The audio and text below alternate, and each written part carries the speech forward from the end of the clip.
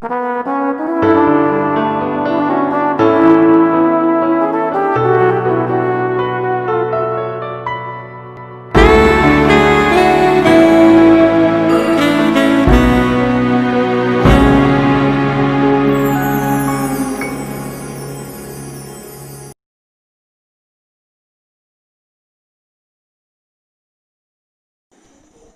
ഉയർത്തി നമ്മുടെ കർത്താവിന് ഒരിക്കൽ കൂടെ മഹിമപ്പെടുത്താമോ? ഹല്ലേലൂയ, പ്രൈസ് ദി ലോർഡ്. നമ്മുടെ വാഴ്ത്തപ്പെട്ട കർത്താവിൻ്റെ പരിശുദ്ധവും ധന്യവുമായ നാമം ഈ മനോഹരമായ സായാഹ്നവും വാഴ്ത്തപ്പെടട്ടെ. ഒരു തിങ്കളാഴ്ച വൈകിയ സന്ധ്യാവേള കൂടെ നമുക്ക് ഒരുമിച്ച് കർത്താവിനെ മഹിമപ്പെടുത്തുവാനും ആരാധിക്കുവാനും ദൈവം ഒരുക്കി തന്നിരിക്കുന്ന വിലയേറിയ സമയത്തെ ഓർത്ത് ദൈവത്തെ വാഴ്ത്തുന്നു. സകല പുകഴ്ചയും ബഹുമാനവും നമ്മുടെ വാഴ്ത്തപ്പെട്ട നിത്യനായ കർത്താവിന് അർപ്പിക്കുന്നു. ഇന്ന് സായാഹ്നവും നമുക്ക് ഒരുമിച്ച് ദൈവത്തെ പാടുവാൻ പുകഴ്ത്തുവാൻ ദൈവം കൃപ ചെയ്തല്ലോ. അതിന് നേതൃത്വം നൽകുവാൻ പ്രിയപ്പെട്ടവർക്ക് ദൈവം കൃപ നൽകിയതിനായി സ്തോത്രം ചെയ്യുന്നു. നമ്മൾ വിലയേറിയ വാഗ്ദത്തങ്ങൾ, പത്രോസിന്റെ ലേഖനത്തിൽ നിന്നുള്ള വിലയേറിയ വാഗ്ദത്തങ്ങളെക്കുറിച്ചാണ് കഴിഞ്ഞ തിങ്കളാഴ്ച ചിന്തിച്ച് തുടങ്ങുവാൻ ഇടയായത്. അതിൻ്റെ വിവിധമായ വിലയേറിയതും മഹത്വമായ സ്തോത്രം വാഗ്ദത്തങ്ങൾ ദൈവം നമുക്ക് തന്നിരിക്കുന്നു എന്ന് നാം ചിന്തിക്കുവാൻ ഇടയായി. അതാണ് ആ വാക്യത്തിൽ നമ്മൾ കാണുവാൻ ഇടയായത്. ഈ വാഗ്ദത്തങ്ങളുടെ സവിശേഷതകളെ കുറിച്ച് നമ്മൾ പഠിക്കുവാനിടയായി. എന്താണ് ഒരു വാഗ്ദത്തം എന്നതുകൊണ്ട് ഉദ്ദേശിക്കുന്നത്? വേദപുസ്തകത്തിൽ 3000-ലധികം വാഗ്ദത്തങ്ങൾ നമുക്കുണ്ട് എന്ന് നമുക്ക് കാണുവാനായിട്ട് കഴിഞ്ഞു. സ്തോത്രം, ഹല്ലേലൂയ. ഇവിടെ പറഞ്ഞിരിക്കുന്ന വാഗ്ദത്തത്തിന്റെ ഉറവിടം ദൈവമാണ്. അതുകൊണ്ട് തന്നെ ആ വാഗ്ദത്തങ്ങൾക്ക് മാറ്റമില്ല. ആ വാഗ്ദത്തങ്ങൾ വിലയേറിയവയാണ്. നമ്മൾ കാണുവാനിടയായി. ദൈവം മാറ്റമില്ലാത്തവനാണ്. അതുകൊണ്ട് തന്നെ ദൈവത്തിന്റെ വാക്കുകളും ഉവ് എന്നിരിക്കുന്നു. ദൈവം പറഞ്ഞത് അങ്ങനെ തന്നെ ചെയ്യുവാൻ ഇടയായി തീരും. വാക്കുമാറാത്തവനാണ് നമ്മുടെ കർത്താവ്. വാഗ്ദത്തങ്ങളെ രണ്ടായി നമുക്ക് തിരിക്കാൻ കഴിയും എന്ന് തിരുവെഴുത്തുകളെ ആസ്പദമാക്കി നമ്മൾ പഠിച്ചു. ഒന്ന് കണ്ടീഷണൽ പ്രോമിസസ് അല്ലെങ്കിൽ സോപാധിക വ്യവസ്ഥയിൽ അധിഷ്ഠിതമായ വാഗ്ദത്തങ്ങൾ. രണ്ട് അൺകണ്ടീഷണൽ പ്രോമിസസ് അല്ലെങ്കിൽ നിരുപാധിക വ്യവസ്ഥകളില്ലാത്ത വാഗ്ദത്തങ്ങൾ. ഇങ്ങനെ രണ്ടായി വാഗ്ദത്തങ്ങളെ, ദൈവവചനത്തിൽ കാണുന്ന വാഗ്ദത്തങ്ങളെ തിരിക്കുവാൻ കഴിയും എന്ന് നമ്മൾ ചിന്തിച്ചു. അതിൽ കണ്ടീഷണൽ പ്രോമിസസിനെ കുറിച്ചാണ് പ്രാരംഭമായി നാം ചിന്തിക്കുവാൻ ഇടയായത്. അതിന് ചില ഉദാഹരണങ്ങളാണ് ചിന്തിച്ചുകൊണ്ടിരുന്നത്. ഒന്ന് ഏഡനിക് കവണന്റ് അല്ലെങ്കിൽ ഏദേന്യ ഉടമ്പടി. ദൈവം വ്യവസ്ഥ വെച്ച് നൽകിയ ഉടമ്പടിയായി നമുക്ക് കാണുവാനായിട്ട് കഴിയുന്നു. വൃക്ഷഫലം തിന്നരുത്, തിന്നുന്ന നാളിൽ നീ മരിക്കുമെന്നുള്ള ഉടമ്പടി, വ്യവസ്ഥ ആ ഉടമ്പടിക്കകത്തുണ്ടായിരുന്നത് കാണുവാനായിട്ട് കഴിയുന്നു.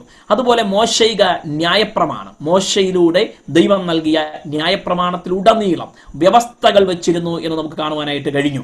ഇത് ചെയ്താൽ നീ ഇങ്ങനെയായിത്തീരും, ഇത് ചെയ്തില്ലെങ്കിൽ നിനക്കിത് സംഭവിക്കും എന്ന് പറഞ്ഞുകൊണ്ട് ഓരോ കൽപ്പനകളിലും, അത് കവണന്റ് 10 കൽപ്പനകളാകട്ടെ, അതുപോലുള്ള മറ്റ് ജീവിത നിയമങ്ങളോ മതനിയമങ്ങളോ എല്ലാം ആയിക്കൊള്ളട്ടെ, അതിനകത്തെല്ലാം വ്യവസ്ഥകൾ വെച്ചിരുന്നത് നമുക്ക് കാണുവാനായിട്ട് കഴിയും. മറ്റൊരു ഉദാഹരണത്തിലേക്ക് നമുക്ക് ഇന്ന് രാത്രികാലം കടക്കാം.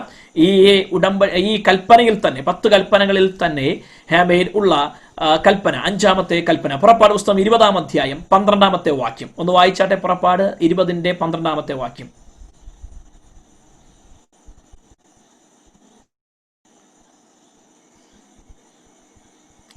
മ്യൂട്ടാണല്ലോ. നിന്റെ ദൈവമായ യഹോവ നിനക്ക് തരുന്ന ദേശത്ത് നിനക്ക് ദീർഘായുസ് ഉണ്ടാകുവാൻ നിന്റെ അപ്പനെയും അമ്മയെയും ബഹുമാനിക്കാം. നിനക്ക് ദീർഘായുസ് ഉണ്ടാകുവാൻ വ്യവസ്ഥ പറയുകയാണ്, അവിടെ കണ്ടീഷൻ പറയുകയാണ്. നിനക്ക് ദീർഘായുസ് ഉണ്ടാകണമെങ്കിൽ ദൈവമായ യഹോവ നിനക്ക് തരുന്ന ദേശത്ത്, ആ ദേശം കർത്താവ് അബ്രഹാമിനോടും ഇസ്ഹാക്കിനോടും ഇസ്രായേലിനോടും അല്ലെങ്കിൽ യാക്കോബിനോടും വ്യവസ്ഥകൾ കൂടാതെ വാഗ്ദത്തം ചെയ്തതാണ് കനാൻ ദേശം. ഇത് നിനക്കും നിന്റെ സന്തതിക്കും ഞാൻ ശാശ്വത അവകാശമായി തന്നിരിക്കുന്നു. അത് ഒരു നിരുപാധിക ഉടമ്പടിയാണ്. പക്ഷെ ആ ദേശത്ത് നീ ദീർഘായുസോടെ ഇരിക്കണമെങ്കിൽ, നന്മ, അനുഗ്രഹം, ദേശം, ആ ദേശത്തിലെ നന്മകൾ ഒക്കെ അവിടെ ഉണ്ട്. അതെല്ലാം നിരുപാധികമായി പിതാക്കന്മാരോടുള്ള വാഗ്ദത്തത്തിന്റെ അടിസ്ഥാനത്തിൽ ഇസ്രായേൽ ജനതയ്ക്ക് കർത്താവ് നൽകുന്ന അനുഗ്രഹങ്ങളാണ്. പക്ഷെ ആ ദേശത്ത് നിനക്ക് ദീർഘായുസോടെ ഇരിക്കണമെങ്കിൽ, ദീർഘായുസോടെ ഇരുന്നെങ്കിൽ അല്ലേ ആ ദേശത്തിന്റെ നന്മകൾ അനുഭവിക്കാനായിട്ട് കഴിയത്തുള്ളൂ. ആ ദേശത്ത് ദീർഘായുസോടെ ഇരിക്കണമെങ്കിൽ ചെയ്യേണ്ട കാര്യത്തെക്കുറിച്ച് പറഞ്ഞിരിക്കുകയാ. നിന്റെ അപ്പനെയും അമ്മയെയും ബഹുമാനിക്ക. Praise the Lord. ഹല്ലേലൂയ. സ്തോത്രം. മക്കള്, അമ്മയപ്പന്മാരൊക്കെ മക്കളെ നോക്കി ഒരു സ്തോത്രം പറയുന്നുണ്ടാവുമെന്ന് ഞാൻ കരുതുകയാണ്. ഹല്ലേലൂയ. എന്നാൽ മക്കളെ മാത്രം നോക്കി സ്തോത്രം പറഞ്ഞാൽ പോരാ, നമ്മുടെ മനസ്സിലേക്ക് നമ്മുടെ മാതാപിതാക്കളൊക്കെ വരണം ഈ സമയത്ത്. ഹല്ലേലൂയ. ആമേൻ.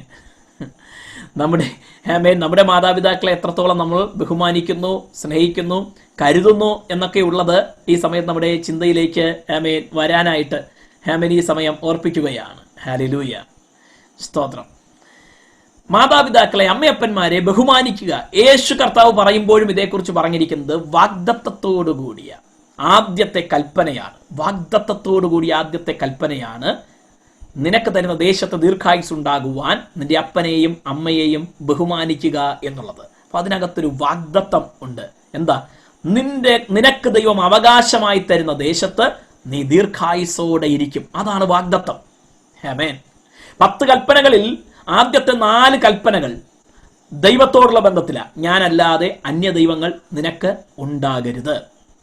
അതിനകത്ത് മറ്റ് കണ്ടീഷനൊന്നും വെച്ചിട്ടില്ല. അതങ്ങനെ തന്നെയാണ്. ആ ഉടമ്പടി അല്ലെങ്കിൽ ആ കൽപ്പനയിൽ വേറെ കണ്ടീഷനൊന്നും ഇല്ല. അങ്ങനെ തന്നെ ചെയ്തിരിക്കണം. ഒരു വിഗ്രഹം ഉണ്ടാക്കരുത്. ആകാശത്തിലോ ഭൂമിയിലോ ഭൂമിക്ക് കീഴെ സമുദ്രത്തിലോ ഉള്ള യാതൊന്നിന്റെയും പ്രതിമയുണ്ടാക്കി അതിനെ നമസ്കരിക്കരുത്. അപ്പൊ വിഗ്രഹാരാധന പാടില്ല. അതാണ് 2ാമത്തെ കൽപ്പന. Praise the Lord. ആമേൻ. 3ാമത്തെ കൽപ്പന, നിന്റെ ദൈവമായ യഹോവയുടെ നാമം വൃഥ എടുക്കരുത്. ദൈവത്തിന്റെ നാമം വെറുതെ ഉപയോഗിക്കരുത്. കർത്താവിന്റെ നാമത്തിന് വലിയ പ്രാധാന്യമുണ്ട്. തൊടുന്നതിനും പിടിക്കുന്നതിനൊന്നും യേശുവിന്റെ നാമവും ദൈവത്തിന്റെ നാമവും ഒന്നും ഉപയോഗിക്കരുത്. ഹല്ലേലൂയ. ചിലർ തമാശയായിട്ട് കളിയായിട്ട് ഒക്കെ കർത്താവിന്റെ നാമം പറയാറുണ്ട്. Price the Lord. അത് വലിയ പാപമാണ്. നമ്മുടെ പല യങ് ജനറേഷൻ പിള്ളേര്, അതൊരു തെറ്റായ കാര്യമൊന്നുമല്ല. നമ്മൾ ഒരിക്കൽ യങ് ആയിരുന്നു. ഞാനും ഇപ്പോഴും യങ് ആണെന്നാണ് എൻ്റെ വിശ്വാസം. Praise the Lord. ആമേൻ. എന്നാൽ എന്നേക്കാൾ യങ് ആയിട്ടുള്ള ജനറേഷനെ കുറിച്ച് പറഞ്ഞാൽ, ഈ പല മൂവീസൊക്കെ കാണുന്ന ജനറേഷൻ, അതിനകത്ത് തെറി പറയാൻ പോലും യേശുവിൻ്റെ നാമം സ്വിയർ ചെയ്യുന്ന, ആണയിടുന്ന പല ഡയലോഗ്സും ഉണ്ട്. ഇത് കണ്ടിട്ട് പിള്ളേരും അതുപോലെ പകർത്തുന്നത് ഞാൻ കേട്ടിട്ടുണ്ട്, നേരിട്ട് കേട്ടിട്ടുണ്ട്. അപ്പൊ ഇതെന്താ ഇതിന്റെ പിന്നിലെ കാരണമെന്ന് അന്വേഷിച്ചപ്പോഴാണ് മനസ്സിലായത്, ഇവർ കാണുന്ന മൂവിയിൽ നിന്ന് എടുക്കുന്ന ശൈലിയായത്. നമ്മൾ കാണുകയും കേൾക്കുകയും ഒക്കെ ചെയ്യുന്നത് നമ്മുടെ അകത്തിടം പിടിച്ചാൽ അത് നമ്മെ സ്വാധീനിക്കും. അപ്പോൾ അത് എത്രയോ കൊടിയ പാപമാണ്, എത്രയോ വലിയ അപരാധമാണ്, പാപമാണ്. ദൈവത്തോട് ചെയ്യുന്ന അല്ലെങ്കിൽ ദൈവനാമത്തോട് കാണിക്കുന്ന അവഹേളനമാണ്, നിന്ദയാണ്. Praise the Lord. ഹല്ലേലൂയ. നമ്മുടെ കർത്താവിന്റെ നാമം അതിപരിശുദ്ധമായ നാമമാണ്. നമുക്കറിയാം ഇസ്രായേൽ ജനം ആ നാമത്തിന് കൊടുത്ത പ്രാധാന്യം. ഈ വാക്യമുള്ളത് കൊണ്ട് അല്ലെങ്കിൽ ഇങ്ങനെ ഉണ്ടായിരുന്നത് കൊണ്ട് വേദപുസ്തകം പരിഭാഷ ചെയ്യുകയോ, അതുപോലെ സെപ്റ്റുവജന്റ്, കിങ് ജെയിംസ് വേർഷൻ ഗ്രീക്കിലേക്കും ഇംഗ്ലീഷിലേക്കൊക്കെ പരിഭാഷ ചെയ്തവർ യഹോവ എന്ന നാമം വൃഥ ഉപയോഗിക്കാൻ പാടില്ല. ദൈവത്തിന്റെ നാമം, പേര് അത് വൃഥ ഉപയോഗിക്കരുത് എന്നുള്ളത് കൊണ്ട് നമ്മുടെ കിങ് ജെയിംസ് വേർഷനോ അല്ലെങ്കിൽ ഇംഗ്ലീഷ് ബൈബിളോ, ഭൂരിഭാഗം ഇംഗ്ലീഷ് ബൈബിളോ ഒക്കെ എടുത്ത് നോക്കിയാൽ അവിടെ എല്ലാം ലോഡ് എന്ന് എഴുതിയിരിക്കുന്നത് കാണുവാനായിട്ട് കഴിയും. അതേ വാക്യം നമ്മൾ മലയാളം ബൈബിളിൽ എടുത്ത് നോക്കിയാൽ യഹോവ എന്ന് എഴുതിയിരിക്കുന്നത് കാണുവാനായിട്ട് കഴിയും. എന്താ ഇതിന്റെ പിന്നിലെ കാരണം? ബൈബിളിൽ മലയാളം ബൈബിൾ പരിഭാഷ ചെയ്തവർ തെറ്റിച്ചതൊന്നുമല്ല. ഒറിജിനൽ ഭാഷയിൽ നിന്ന്, ഹീബ്രുവിൽ നിന്ന് അതുപോലെ തന്നെ അല്ലെങ്കിൽ അവിടെ ഉപയോഗിച്ചിരിക്കുന്ന അതേ പദം തന്നെ നമ്മുടെ ബൈബിളിലേക്കും എഴുതി യഹോവ എന്ന് എഴുതുവാനിടയായി. പക്ഷേ പരിഭാഷ ചെയ്ത ഈ LXS അല്ലെങ്കിൽ സെപ്റ്റുവജന്റ്, കിങ് ജെയിംസ് വേർഷൻ പോലുള്ള പരിഭാഷകൾ നടത്തിയപ്പോൾ ഓരോ തവണയും യഹോവ എന്ന നാമം ഉപയോഗിക്കണമെങ്കിൽ, എഴുതണമെങ്കിൽ അവർ ചെയ്തിരുന്ന, അതിന് അവർ കൊടുത്തിരുന്ന വില എന്ന് പറയുന്നത്, അന്നത്തെ എഴുത്ത് സമ്പ്രദായം അവർ ഉപയോഗിച്ചുകൊണ്ടിരുന്നത് പേനയാണെങ്കിൽ അല്ലെങ്കിൽ അങ്ങനെ എന്തെങ്കിലും സംവിധാനമാണെങ്കിൽ ഒന്നുകിൽ അതിന്റെ മഷിയെ പൂർണ്ണമായി മാറ്റും, അല്ലെങ്കിൽ അതിന്റെ നാരായം പോലുള്ള കൂർത്ത സാധനങ്ങളാണെങ്കിൽ അതിന് പകരം ഒരു മറ്റൊരെണ്ണം എടുക്കും. എന്നിട്ടേ കർത്താവിന്റെ നാമം എഴുതത്തുള്ളൂ, യഹോവ എന്ന് എഴുതത്തുള്ളൂ. ഇതൊരു പ്രയാസകരമായ കാര്യമായതുകൊണ്ട് അത് ഒഴിവാക്കാൻ വേണ്ടിയാണ് അവർ കർത്താവ് എന്ന് അവിടെ എല്ലാം എഴുതുവാനിടയായത്, ലോർഡ് എന്ന് അങ്ങനെയുള്ള സ്ഥലത്തെല്ലാം എഴുതുവാനിടയായത്. അതൊരു ഇച്ചിരി കടന്ന വിശുദ്ധിയാണ് എന്ന് നമുക്ക് തോന്നാം. എന്നാൽ അവരെ സംബന്ധിച്ച് അവരുടെ മനസാക്ഷിയെ തൃപ്തിപ്പെടുത്താനായിട്ട് അവർ അങ്ങനെ ചെയ്യുവാൻ ഇടയായി. എന്നാൽ ഇന്ന് നമ്മൾ എത്ര ബഹുമാനത്തോടെയാണ് ദൈവത്തിന്റെ നാമം ഉപയോഗിക്കുന്നത്. യേശുവേ എന്ന് നാം വിളിക്കുമ്പോൾ കർത്താവേ എന്ന് നാം പറയുമ്പോൾ നമ്മുടെ ഹൃദയത്തിന്റെ ആഴത്തിൽ നിന്ന് തികഞ്ഞ ഭയഭക്തി ബഹുമാന സ്നേഹാദരവുകളോടെ ആണോ അത് പുറത്തേക്ക് വരുന്നത് എന്ന് നാം ഒന്ന് പരിശോധിക്കുന്നത് നല്ലതാണ്. ഹല്ലേലൂയ, പ്രൈസ് ദ ലോർഡ്, ആമേൻ. അപ്പോൾ കർത്താവിന്റെ നാമം വൃഥാ എടുക്കരുത്. 4 ശബത്ത് നാളിനെ ശുദ്ധീകരിക്കാൻ ഓർത്തുകൊള്ളുക. ഈ 4ാമത്തെ കൽപ്പന ഒഴികെ ബാക്കി 10 കൽപ്പനകളിലെ 9 എണ്ണവും വേദപുസ്തകത്തിൽ പുതിയ നിയമത്തിലേക്ക് വരുമ്പോഴും നൽകിയിരിക്കുന്നത് നമുക്ക് കാണാനായിട്ട് കഴിയും. മത്തായി 5, 6, 7 അധ്യായങ്ങൾ ഉൾപ്പെടെ വായിച്ചാൽ അതിൽ ഭൂരിഭാഗവും കാണുവാനായിട്ട് കഴിയും. ബാക്കി ലേഖനങ്ങളിൽ കാണുവാനായിട്ട് കഴിയും.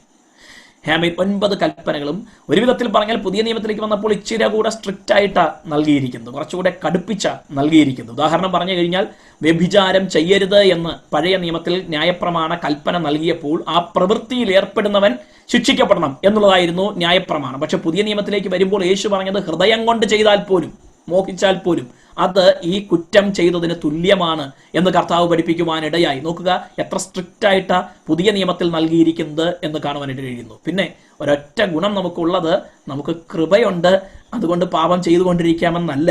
റോമാലേഖനത്തിൽ പൗലോസ് അപ്പോസ്തലൻ പറയുന്നു, കൃപ പെരുകുന്നത് കൊണ്ട്, കൃപ പെരുകാൻ പാപം ചെയ്തുകൊണ്ടിരിക്കുക എന്നോ ഒരു നാളും അരുത്. അറിയായ്മയുടെ കാലങ്ങളെ അല്ലെങ്കിൽ അറിയാതെ ചെയ്തു പോകുന്ന തെറ്റുകൾ, പാപങ്ങൾ നമുക്ക് ദൈവത്തോട് ഏറ്റുപറഞ്ഞ് ഉപേക്ഷിച്ച് ക്ഷമ ചോദിച്ച് നിരപ്പ് പ്രാപിക്കാനായിട്ട് കഴിയും. കണ്ണുനീരോടെ കർത്താവിന്റെ പാദപീഠത്തിലേക്ക് വരുമ്പോൾ കർത്താവ് ക്ഷമിക്കുവാൻ ഇടയാകും. അതിന്റെ അർത്ഥം നിസ്സാരമായി കാണരുത്. ദൈവവചനത്തെ, അതിലെ കൽപ്പനകളെ, കർത്താവ് നൽകിയിരിക്കുന്ന വ്യവസ്ഥകളെ നിസ്സാരമായി കാണരുത്.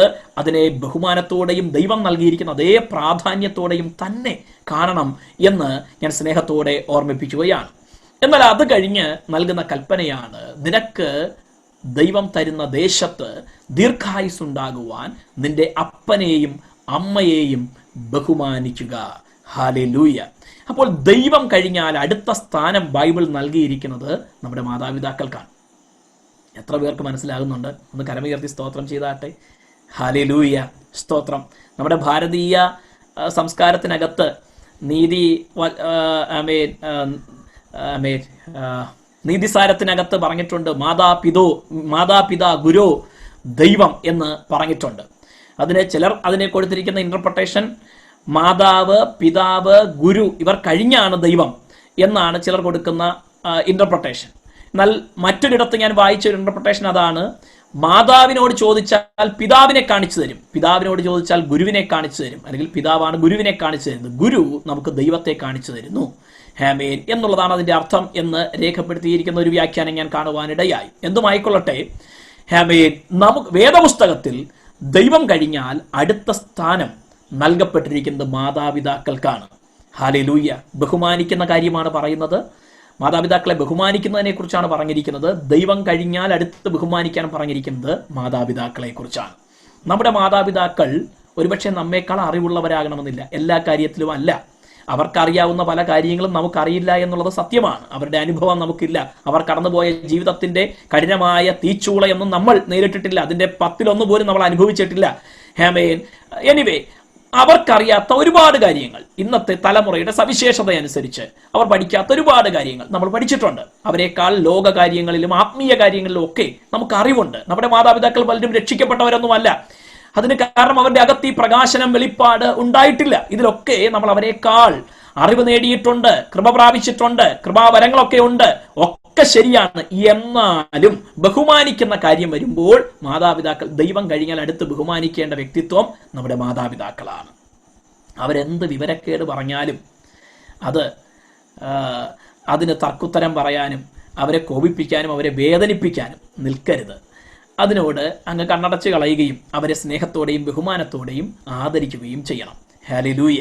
ഇവിടെ പലപ്പോഴും ഈ പ്രശ്നം വരുന്നൊരു മേഖലയുണ്ട്. എന്താണെന്ന് പറയാം. ഈ കല്യാണമൊക്കെ കഴിഞ്ഞ് കഴിയുമ്പോഴേക്കും നമ്മൾ പറയും, കർത്താവിൻ്റെ വചനം തന്നെ പഠിപ്പിച്ചിട്ടുണ്ടല്ലോ, അമ്മയെയും അപ്പനെയും വിട്ടുപിരിഞ്ഞ് ഭാര്യയോട് പറ്റിച്ചേരും. നമ്മുടെ നാട്ടിൽ തിരിച്ചാണെന്ന് തോന്നുന്നു സംഭവിക്കുന്നത്. അപ്പനെയും അമ്മയൊക്കെ വിട്ടുപിരിഞ്ഞ് ഭാര്യ ഭർത്താവിനോടാണ് പറ്റിച്ചേർന്ന് സ്വന്തം വീടൊക്കെ വിട്ടു വന്നിരിക്കുന്നത്. അത് വാസ്തവത്തിൽ ഇങ്ങനെയുള്ള അക്ഷരാർത്ഥത്തിലല്ല ഉപയോഗിച്ചിരിക്കുന്നത്.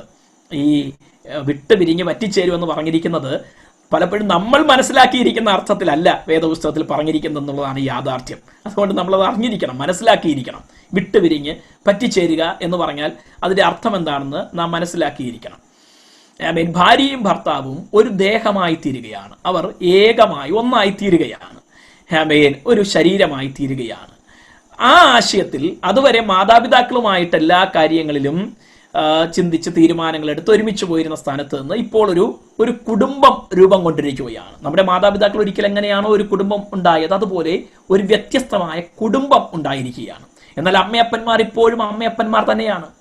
അവരുടെ സ്ഥാനത്തിന്, അവരുടെ പദവിക്കൊന്നും മാറ്റം വന്നിട്ടില്ല. പിന്നെ നമ്മുടേതായ സാമൂഹ്യ സിസ്റ്റം ഒക്കെ അനുസരിച്ചും അവരുടേതായ ഒരു മനഃശാസ്ത്ര രീതിയൊക്കെ അനുസരിച്ചും അല്പം പൊസസീവ്നെസ് ഒക്കെ സ്വന്തം മക്കളോട് ഉണ്ടാകുന്ന ഒരു രീതിയുണ്ട്. നമ്മുടെ ദൈവമക്കൾക്ക് ഉണ്ടാകാൻ പാടില്ല എന്നുകൂടെ ഞാൻ സ്നേഹത്തോടെ ഓർപ്പിക്കട്ടെ. ഞാൻ ഉദ്ദേശിക്കുന്നത് നമ്മുടെ മാതാപിതാക്കളെ കുറിച്ചാണ്, നമ്മളെക്കുറിച്ചല്ല. നമ്മുടെ പിള്ളേരും ഒക്കെ നാളെ കല്യാണം കഴിക്കും, കുടുംബമാകും. അപ്പോൾ എൻ്റെ അമ്മയപ്പനും ഇങ്ങനെയൊക്കെ ആയിരുന്നു എന്ന് പറഞ്ഞുകൊണ്ട് ആ സ്റ്റൈലൊന്നും എടുത്തു കളയരുത്. പിള്ളേരെയൊക്കെ മര്യാദയ്ക്ക് ജീവിക്കാൻ അനുവദിക്കണം. അവരുടേതായ സ്വാതന്ത്ര്യത്തിന് നമ്മൾ ബഹുമാനവും വിലയും കൊടുക്കണം. അല്ലെങ്കിൽ പിന്നെ എന്നും പ്രശ്നം പരിഹരിക്കാൻ നമ്മൾ പുറകെ നടക്കേണ്ടി വരും. അവർ തന്നെ പ്രശ്നങ്ങൾ പരിഹരിച്ച് അവസാനം ഇതൊരു ശീലമായി മാറുമ്പോൾ പിന്നെ അങ്ങനെ ആ ജീവിതം അഡ്ജസ്റ്റ് ആയിട്ട് കുടുംബജീവിതം മുന്നോട്ട് പോകുന്നത്. നമ്മൾ ഇടപെട്ടുകൊണ്ടിരുന്നാൽ അതൊരിക്കലും തീരത്തില്ല, പ്രശ്നങ്ങളൊന്നും ഒരിക്കലും തീരത്തില്ല. അതുകൊണ്ട് തീരെ നിവൃത്തിയില്ലാതെ അവർക്ക് പരിഹരിക്കാൻ കഴിയില്ല എന്ന ഒരു സിറ്റുവേഷൻ വരുന്ന കാര്യത്തിൽ മാത്രമേ നമ്മൾ ഇടപെടാവൂ. അല്ലാത്തതിലൊക്കെ അവർ കാര്യങ്ങൾ ക്രമീകരിച്ച് തീരുമാനിച്ച് പരിഹരിച്ച് മുന്നോട്ട് പോകട്ടെ. അങ്ങനെയാണ് ആ കുടുംബജീവിതം ശക്തമായി മാറുന്നത്. ഇങ്ങനെ ഓർപ്പിച്ചത് ഈ സമയത്തും മാതാപിതാക്കളുടെ സ്ഥാനത്തിന്, പദവിക്ക്, അവർക്ക് കൊടുക്കേണ്ട ബഹുമാനത്തിന് മാറ്റമൊന്നും വരുന്നില്ല. എന്നോടൊരിക്കൽ നമ്മുടെ സൈച്ചാൻ്റെ വീട്ടിലെ മീറ്റിംഗ് നടന്നുകൊണ്ടിരുന്ന ആ ഒരു സമയത്ത് ഞാൻ അവിടെ മെസ്സേജിന് പോയപ്പോൾ അവിടെ ഉണ്ടായിരുന്ന ഒരു സഹോദരൻ ചോദിച്ചൊരു ചോദ്യം, അതുവരെ അതുപോലൊരു ചോദ്യം ഞാൻ നേരിട്ടിട്ടില്ല. അതുകൊണ്ട് അവിടെ ഇൻസ്റ്റന്റ് ആയിട്ട് പെട്ടെന്ന് കർത്താവ് ഒരു കൃപ തന്നു കൊടുത്ത മറുപടി ആയതുകൊണ്ട് പിന്നീട് ഞാൻ അതേക്കുറിച്ച് എനിക്ക് ചിന്തിച്ചത് പോലും പിന്നീടാണ്. അദ്ദേഹം പറഞ്ഞത് ഇങ്ങനെയാണ്: ഭാര്യയാണോ വലുത്, അമ്മയും അച്ഛനും ഒക്കെയാണോ വലുത്, മാതാപിതാക്കളാണോ വലുത്, ഭാര്യയാണോ വലുത്, അവരുടെ സ്ഥാനം എന്താണ് എന്ന് ചോദിക്കാനിടയായി. പെട്ടെന്ന് എൻ്റെ മനസ്സിലേക്ക് ദൈവം ഒരാശയം തന്നു. ഞാൻ പറഞ്ഞു, അമ്മയപ്പന്മാർ ഒരിക്കലും ഭാര്യയാകത്തില്ല, ഭാര്യ ഒരിക്കലും അമ്മയപ്പന്മാരും ആകത്തില്ല.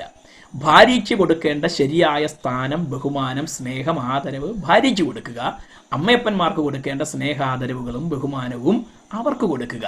അങ്ങനെ കൃത്യമായി കൊടുക്കേണ്ടതുപോലെ കൊടുത്തു പോയി കഴിഞ്ഞാൽ ഒരു പരിധി വരെ, പൂർണ്ണമായി ഒന്നും പറയാൻ പറ്റത്തില്ല, ഒരു പരിധി വരെ വലിയ പ്രശ്നങ്ങളൊന്നും ഇല്ലാതെ മുന്നോട്ട് പോകാനായിട്ട് കഴിയും. ഹല്ലേലൂയ. സന്തോഷം തോന്നുന്നവർ മാത്രം ഒന്ന് കൈ ഉയർത്തി സ്തോത്രം ചെയ്താൽ എനിക്ക് സന്തോഷമായിരിക്കും. ഹല്ലേലൂയ. നമ്മുടെ കല്യാണം കഴിയാത്ത പിള്ളേരെ പലരും കൈവൊക്കിയിട്ടില്ല. ഇത് നിങ്ങൾക്ക് വേണ്ടി അഡ്വാൻസ് ആയിട്ട് തന്നിരിക്കുന്ന ഉപദേശമാണെന്ന് അങ്ങ് ഏറ്റെടുത്ത് കൈവെക്കുന്നതാണ് നല്ലത്. ഇല്ലെങ്കിൽ ഞാൻ പിന്നീട് പിടിച്ചോളാം. Praise the Lord. ഓക്കേ, ദൈവം അനുഗ്രഹിക്കട്ടെ. ഹല്ലേലൂയ. ആമേൻ. അപ്പോൾ ദീർഘായുസ് ഉണ്ടാകുവാൻ മാതാപിതാക്കളെ ബഹുമാനിക്കുക. നമ്മുടെ അമ്മയപ്പന്മാർ രക്ഷിക്കപ്പെട്ടവരാകട്ടെ അല്ലാത്തവരാകട്ടെ, അവരുടെ ജീവിതത്തിൽ നമുക്ക് ഉൾക്കൊള്ളാൻ കഴിയാത്ത പല സ്വഭാവവും ഉണ്ടെന്നിരിക്കട്ടെ. അവരുടെ സംസാര ശൈലി ചിലപ്പോഴൊക്കെ നമ്മളെ കുത്തി നോവിക്കുന്ന വാക്കുകളായിരിക്കാം ഉപയോഗിക്കുന്നത്. പ്രത്യേകിച്ച് അമ്മായിയപ്പന്മാരും അമ്മായിയമ്മമാരും അങ്ങനെയൊക്കെയുള്ള റിലേഷൻഷിപ്പിലൊക്കെ പലപ്പോഴും നമ്മെ വേദനിപ്പിക്കുന്ന, ചിലപ്പോൾ ചങ്ക് തുളച്ചപ്പുറത്തെ ചോരും കടന്നു പോകുന്ന രീതിയിലുള്ള വാക്കുകളൊക്കെ ആയിരിക്കാം അവർ പലപ്പോഴും ഉപയോഗിക്കുന്നത്. എല്ലാവരും ഊറിച്ചിരിക്കുന്നുണ്ട്. എത്ര സത്യമായ കാര്യമാണ് പറയുന്നത് എന്നുള്ള ആശയത്തിലാണെന്ന് എനിക്കറിയാം. ഇത് ലോകത്തിലെ പൊതുവെ കാണുന്ന കാര്യമാണ്. അതിൽ വലിയ ഗവേഷണ നിരീക്ഷണത്തിൻ്റെ ഒന്നും ആവശ്യമില്ല. അങ്ങനെയൊക്കെ ആയിരിക്കാം അവർ ഉപയോഗിക്കുന്നത്. എന്നാൽ പോലും അവരുടെ അകത്ത് ദൈവം ഒരു അധികാരം കൊടുത്തിട്ടുണ്ട്. നമ്മെ അനുഗ്രഹിക്കാനുള്ള ഒരു അധികാരം ദൈവം അവരുടെ കയ്യിൽ കൊടുത്തിട്ടുണ്ട്. കാരണമില്ലാത്ത ശാപം ഫലിക്കയില്ല. നമ്മുടെ ഭാഗത്തു നിന്ന് തെറ്റില്ലാതെ ചില അമ്മയപ്പന്മാർ മക്കളെ മനഃപൂർവ്വമായിട്ട് നന്നാകത്തില്ല, ഗുണം പിടിക്കത്തില്ല എന്നൊക്കെ പറയുന്ന അമ്മയപ്പൻ, ഒരു കാര്യമില്ലാതെ പറയുന്ന അമ്മയപ്പന്മാർ. പക്ഷെ നമ്മുടെ മനസാക്ഷിയിൽ നമുക്ക് ഉറപ്പുണ്ടായിരിക്കണം, എൻ്റെ വാക്ക് കൊണ്ട്, എൻ്റെ പ്രവൃത്തി കൊണ്ട്, എൻ്റെ നോട്ടം കൊണ്ട് ഞാൻ മനഃപൂർവ്വമായി, മനുഷ്യൻ എന്നുള്ള നിലയിലുള്ള പോരായ്മകൾ, കുറവുകൾ, അബദ്ധങ്ങൾ ഒക്കെ ഉണ്ടാകാം, അല്ലാതെ മനഃപൂർവ്വമായി ഞാൻ വേദനിപ്പിച്ചിട്ടില്ല, ഉപദ്രവിച്ചിട്ടില്ല, അവരുടെ മനസ്സിനെ നോവിക്കാൻ ശ്രമിച്ചിട്ടില്ല എന്നൊരു ഉറപ്പ് നമുക്കുണ്ടെങ്കിൽ, അവർ വായി തുറന്ന് അനുഗ്രഹിച്ചില്ലെങ്കിൽ പോലും നമ്മുടെ മേൽ അവരിൽ നിന്നൊരു അനുഗ്രഹമായി അത് വന്നു ഭവിക്കാൻ ഇടയായി തീരും. ബൈബിളിൽ നിങ്ങൾ തമ്മിൽ അനുഗ്രഹിപ്പിൻ എന്ന് പറഞ്ഞിരിക്കുന്നത് നമുക്ക് കാണുവാനായിട്ട് കഴിയും. അതുപോലെ തന്നെ പഴയ നിയമത്തിൽ നമ്മൾ കാണുന്നു, അബ്രഹാം ഇസ്ഹാക്ക് യാക്കോബിനെ, യാക്കോബ് തൻ്റെ മക്കളെ, പ്രത്യേകിച്ച് യോസേഫിന്റെ മക്കളെ ഒക്കെ കൈവച്ച് അനുഗ്രഹിച്ചതും അവർക്ക് വേണ്ടി പ്രത്യേക അനുഗ്രഹ വാക്കുകൾ പറയുന്നതും ചില അധ്യായങ്ങളായി തന്നെ ബൈബിളിൽ എഴുതിയിരിക്കുന്നത് നമുക്ക് കാണുവാനായിട്ട് കഴിയുന്നു. മാതാപിതാക്കൾക്ക് നമ്മെ അനുഗ്രഹിക്കാൻ ഒരു അധികാരം ദൈവം കൊടുത്തിട്ടുണ്ട്. ഇനി അവർ വായി തുറന്ന് അനുഗ്രഹിച്ചില്ലെങ്കിൽ പോലും അവരുടെ മനസ്സിന്റെ ഉള്ളിൽ ഒരുപക്ഷെ നമ്മെ വേദനിപ്പിക്കുന്ന വാക്കുകൾ ഉപയോഗിക്കുമ്പോൾ പോലും ഉള്ളിൽ നമ്മോട് സ്നേഹം, ഒരു കരുതൽ അവരുടെ ഉള്ളിൽ ഉണ്ടായിരിക്കും. നാം ചെയ്യുന്ന നല്ല കാര്യത്തിന്, നാം ഇടപെടുന്ന നല്ല രീതിക്ക് അവരുടെ ഉള്ളിൽ മനസ്സുകൊണ്ട് ഞാൻ ഇതൊക്കെ ചെയ്തിട്ടും എന്നോട് ഇത്രയും സ്നേഹത്തോടെ കരുതലോടെ എൻ്റെ കൊച്ച് എൻ്റെ കുഞ്ഞ് ഇടപെടുന്നല്ലോ എന്ന് അവരുടെ മനസ്സിൽ അവർക്ക് ചിന്തയുണ്ട്. അത് മതി നമ്മുടെ അനുഗ്രഹത്തിന്. ഹല്ലേലൂയ. ദീർഘായുസ്സിന്. ആമേൻ. Praise the Lord. ആമേൻ. അപ്പോൾ ഇതൊരു കണ്ടീഷണൽ പ്രോമിസ് ആണ്. മാതാപിതാക്കളെ ബഹുമാനിക്കുക. നമ്മുടെ കുഞ്ഞുങ്ങളൊക്കെ ശ്രദ്ധയോടെ കേൾക്കണം. നിങ്ങളൊക്കെ വലിയ അറിവും വിദ്യാഭ്യാസവും ലോകത്തിന്റെ സാങ്കേതിക വിദ്യകളും ഒക്കെ അറിവുള്ളവരായിരിക്കാം. എന്നാൽ അപ്പോൾ തന്നെ ഓർക്കുക, ആമേൻ, സ്വർഗം, ദൈവം നമ്മെ കാണുന്നു. ദൈവം കഴിഞ്ഞാൽ നാം ബഹുമാനിക്കേണ്ടത് നമ്മുടെ മാതാപിതാക്കളെയാണ്. അവരുടെ കണ്ണ് വെട്ടിച്ച് അവരിൽ നിന്ന് ഒളിപ്പിച്ച് കള്ളത്തരങ്ങളൊന്നും ചെയ്യാതിരിക്കാനായിട്ട് എപ്പോഴും ശ്രദ്ധിക്കുക. ഒരുപക്ഷെ അവർക്ക് നമ്മുടെ ലാപ്ടോപ്പിന്റെ മെമ്മറി ഒന്നും അല്ലെങ്കിൽ ഹിസ്റ്ററി ഒന്നും അവർക്ക് കണ്ടുപിടിക്കാനുള്ള അറിവും പ്രാവീണ്യവും ഒന്നും ഇല്ലായിരിക്കാം. അല്ലെങ്കിൽ അവർ നമ്മളെ വിശ്വസിച്ച് അതിന് തയ്യാറാകാതെ എൻ്റെ കൊച്ച് അങ്ങനൊന്നും ചെയ്യത്തില്ല എന്നൊക്കെ വിശ്വസിച്ച് അവര് ഇരിക്കുന്നുണ്ടായിരിക്കാം. പക്ഷെ അതിനെയൊന്നും ചൂഷണം ചെയ്യരുത്, അതിനെയൊന്നും മുതലെടുക്കരുത്. അവരോട് സ്നേഹത്തോടെയും അവർ നമ്മളെ നേരിട്ട് കാണാതിരിക്കുമ്പോഴും മാതാപിതാക്കൾ വിശ്വാസത്താൽ കൂടെയുണ്ട് എന്നുള്ള ആ ചിന്തയോടുകൂടെ വേണം എല്ലാ കാര്യങ്ങളും ചെയ്യാനും തീരുമാനിക്കാനും എന്നുള്ളത് ഈ ദൈവിക ഉടമ്പടിയുടെ, ദൈവിക വാഗ്ദത്തത്തിന്റെ അടിസ്ഥാനത്തിൽ സ്നേഹത്തോടെ ഞാൻ ഓർമ്മിപ്പിക്കുന്നു. ദൈവം സഹായിക്കുമാറാകട്ടെ. ഹല്ലേലൂയ. മറ്റൊരു ഉദാഹരണം വായിച്ചാട്ടെ. മത്തായി എഴുതിയ സുവിശേഷം 6-ാം അധ്യായം 33-ാമത്തെ വാക്യം. മത്തായി സുവിശേഷം 6-ാം അധ്യായം 33-ാമത്തെ വാക്യം. മുമ്പേ അവന്റെ രാജ്യവും നീതിയും അന്വേഷിപ്പീൻ, അതോടുകൂടെ ഇതൊക്കെയും നിങ്ങൾക്ക് കിട്ടും. ഇത് കർത്താവ്, നമ്മുടെ വാഴ്ത്തപ്പെട്ട കർത്താവ് പറഞ്ഞ ഒരു വാഗ്ദത്തമാണ്. ഇതൊക്കെയും നിങ്ങൾക്ക് കിട്ടും. അതാണ് വാഗ്ദത്തം. പക്ഷെ കണ്ടീഷൻ വെച്ചിരിക്കുന്നു, വ്യവസ്ഥ വെച്ചിരിക്കുന്നു. മുമ്പേ ദൈവത്തിന്റെ രാജ്യവും നീതിയും അന്വേഷിപ്പിൻ, അതോടുകൂടെ ഇതൊക്കെയും നിങ്ങൾക്ക് കിട്ടും. അതോടുകൂടെ, I mean with that. Hallelujah. അതിനോടൊപ്പം രാജ്യവും നീതിയും അന്വേഷിച്ചാൽ ദൈവത്തിന്റെ രാജ്യവും നീതിയും മാത്രമല്ല, അതിനകത്തൊരു പാക്കേജ് കൂടെ അടങ്ങിയിട്ടുണ്ട്. ഇതൊക്കെയും നിങ്ങൾക്ക് കിട്ടും. ഇതൊക്കെയും എന്ന് പറയുമ്പോൾ ചിലർ ഈ വാക്യം തെറ്റിച്ച് പറയാറുണ്ടേ. ഒരുപാട് ഞാൻ കേട്ടിട്ടുണ്ടേ, സകലതും നിങ്ങൾക്ക് കിട്ടും എന്ന് ചിലർ പറയാറുണ്ട്. നമ്മുടെ കർത്താവ് അങ്ങനെ പറഞ്ഞിട്ടില്ല. അങ്ങനെ പറഞ്ഞാൽ അത് കർത്താവിന്റെ വചനം അല്ലാതായി മാറും. സകലതും കിട്ടുമെന്ന് പറഞ്ഞു കഴിഞ്ഞാൽ സകലതും കിട്ടുമെന്ന് നമ്മുടെ കർത്താവ് പറഞ്ഞു. കർത്താവ് ആരാ? ബുദ്ധിമാനല്ലേ? Praise the Lord. ആമേൻ. കർത്താവ് പറഞ്ഞപ്പോൾ പറഞ്ഞു ഇതൊക്കെയും നിങ്ങൾക്ക് കിട്ടും എന്നാ പറഞ്ഞത്. ഈ ഇതൊക്കെയും എന്ന് പറയുമ്പോഴേക്കും എന്തൊക്കെയാണെന്ന് അറിയണമെങ്കിൽ അതിന്റെ പുറകിലെ പശ്ചാത്തലം വായിക്കണം. കർത്താവോടെ പറഞ്ഞു വരുന്നത് എന്താ? നിങ്ങൾ നാളെയെക്കുറിച്ച് വിചാരപ്പെടരുത്. നാളത്തെ ദിവസം തനിക്കായി വിചാരപ്പെടുമല്ലോ. നിങ്ങൾ ഏറിയ കുരുകിലുകളെക്കാൾ വിശേഷതയുള്ളവരല്ലേ? പിന്നെ എന്തിനാ നിങ്ങൾ നാളെയെക്കുറിച്ച് വിചാരപ്പെടുന്നത്? നോക്കൂ, വയലിലെ താമര, ആകാശത്തിലെ പറവ. കർത്താവ് ഇങ്ങനെ അവരെ ഡെമോൺസ്ട്രേറ്റ് ചെയ്താ പഠിപ്പിക്കുന്നത്. ശിഷ്യന്മാരെ കൂടെ കൊണ്ട് വന്നിരിക്കുന്ന ആൾക്കാർ, ഗിരിപ്രഭാഷണമൊക്കെ നടന്നുകൊണ്ടിരിക്കുമ്പോൾ ആൾക്കാരിങ്ങനെ വന്ന് കൂടിയിരിക്കുമ്പോൾ കർത്താവ് ആ ഗലീല തടാകത്തിന്റെ മനോഹരമായ തെന്നൽ, കുളിർകാറ്റ് തഴുകി വരുന്ന ആ മനോഹരമായ അന്തരീക്ഷത്തിൽ ദേ ഇടയ്ക്ക് അപ്പുറത്ത് വയലിൽ നിന്ന് മനോഹരമായ താമരയുടെ സുഗന്ധം ഒഴുകി വരുന്നുണ്ട്. ആ ബ്രീസിൽ, ആ മന്ദമാരുതനിൽ അതൊക്കെ തഴുകിക്കൊണ്ടിരിക്കുമ്പോൾ മൂക്കിന് പ്രത്യേകമായ സുഗന്ധമായി അത് മാറുമ്പോൾ കർത്താവ് പറയുക, നിങ്ങൾ ആ വയലിലെ താമരകളെ നോക്കുവിൻ. എന്നിട്ട് കർത്താവ് പറയുക, അതെ ആകാശത്തുകൂടെ പറവകൾ പറന്നു പോകുന്നില്ലേ? നിങ്ങൾ ആ പക്ഷികളെ, പറവകളെ നോക്കുവിൻ. ഇവ ഏതെങ്കിലും വിതയ്ക്കുന്നുണ്ടോ, കൊയ്യുന്നുണ്ടോ, കളപ്പുരയെ കൂട്ടുന്നുണ്ടോ, നൂൽക്കുന്നുണ്ടോ, തയ്ക്കുന്നുണ്ടോ, അല്ലെങ്കിൽ അങ്ങനെയുള്ള കാര്യങ്ങൾ എന്തെങ്കിലും ചെയ്യുന്നുണ്ടോ? ഒന്നും ചെയ്യുന്നില്ലല്ലോ. നിങ്ങളുടെ സ്വർഗീയ പിതാവ് അവയ്ക്ക് വേണ്ടതൊക്കെയും നൽകി കൊടുക്കുന്നില്ലേ? അങ്ങനെയെങ്കിൽ നിങ്ങൾക്ക് അവൻ എത്രയധികം നിങ്ങളെ ഉടുപ്പിക്കാൻ, നിങ്ങളെ പുലർത്താൻ ആ പിതാവ് സർവശക്തനാണ്. ദൈവത്തിന് കഴിയാത്തതൊന്നുമില്ല. അതുകൊണ്ട് നിങ്ങൾ നാളെയെക്കുറിച്ച് വിചാരപ്പെടേണ്ട. നാളത്തെക്കുറിച്ചുള്ള ചിന്തകളൊക്കെ നമ്മുടെ ഹൃദയത്തിൽ നിന്ന് മാറിപ്പോകട്ടെ. അടുത്ത ദിവസം എന്തായിത്തീരും? ഞാൻ ഇതുവരെ പണിത് കൊണ്ടുവന്നതൊക്കെ പാഴായി പോകുമോ? ഇതുവരെ അധ്വാനിച്ചതൊക്കെ വെറുതെ ആയി പോകുമോ? അല്ലെങ്കിൽ ഇതുവരെ ചെയ്തതൊക്കെ ഒരു പ്രയോജനവുമില്ലാതെ പോകുമോ? ഇനി അടുത്ത ദിവസം ഞാൻ എങ്ങനെയാ മുന്നോട്ട് പോകുന്നത്? ഈ ചിന്തയൊന്നും നിങ്ങളെ ഭരിക്കണ്ട. യേശുവിന്റെ അടുക്കൽ വന്ന ജനം വാസ്തവത്തിൽ അത് കേട്ടപ്പോൾ അവർക്ക് ഒത്തിരി സന്തോഷവും ആശ്വാസവുമായിരുന്നു. കാരണം അവരിൽ ഭൂരിഭാഗം പേരും ഒന്നും ഇല്ലാത്തവരാ, അല്ലെങ്കിൽ യേശു ഉണ്ടെന്ന് അറിഞ്ഞിട്ട് ഓടി വന്ന് വീടും പൂട്ടിയിട്ടിട്ട് വന്നതാ. നമ്മളൊക്കെ, ഞാനൊക്കെ ഇവിടെ നിന്ന് വീട്ടിൽ നിന്ന് പോയി കഴിഞ്ഞാൽ, മാതാപിതാക്കളുടെ അടുക്കലൊക്കെ പോയി കഴിഞ്ഞാൽ വൈകുന്നേരം സന്ധ്യ ആകുമ്പോഴേക്കും സ്ഥലം കാലിയാക്കും. കാരണം അടുത്ത ദിവസം മീറ്റിങ്ങിന് ഇവിടെ വന്നാലേ നെറ്റുള്ളൂ, സംവിധാനങ്ങളുള്ളൂ, അങ്ങനെ ഓടുകയാണ്. പക്ഷെ അവർക്ക് ഇതൊന്നും ഇല്ല, ഈ സാങ്കേതിക വിദ്യകളൊന്നും ഇല്ലാത്തതുകൊണ്ട് അവർ യേശുവിന്റെ അടുക്ക ചെന്നു. വീടും പൂട്ടി ഇറങ്ങിപ്പോയതാ. ആഹാരം കഴിക്കുന്ന കാര്യം പോലും മറന്നുപോയി. 2-3 ദിവസമൊക്കെ യേശുവിന്റെ അടുക്ക ഇരുന്ന് തിരിച്ച് കർത്താവിന് ഇവരോട് അയ്യോ ഭാവം തോന്നുന്നു. അയ്യോ, ഇവരെ ഇങ്ങനെ വിട്ടുകഴിഞ്ഞ് ഇവർ വഴിയിൽ വെച്ച് തളർന്നു പോകുമല്ലോ എന്ന് യേശു ഇവരെ കുറിച്ച് വിചാരപ്പെടുകയാണ്. അവർക്ക് ആ വിചാരമൊന്നുമില്ല. അത്രയും ദൈവസന്നിധിയിൽ മറ്റെല്ലാം മറന്ന് അവരിയ്ക്കുക.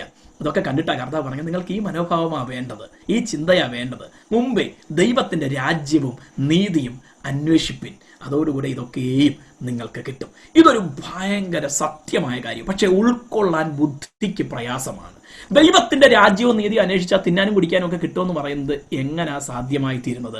ഒരു കാര്യം ഞാൻ ഓർപ്പിക്കട്ടെ, കർത്താവിന്റെ വേലയ്ക്ക് ഇറങ്ങി തിരിച്ച ഒരു എളിയ ദൈവ പൈതൽ എന്ന നിലയ്ക്ക് കൂടെ ഞാൻ ഓർപ്പിക്കട്ടെ, എനിക്ക് കാര്യമായി ഡെപ്പോസിറ്റ്സ് ഒന്നും ഇതുവരെ ഇല്ല.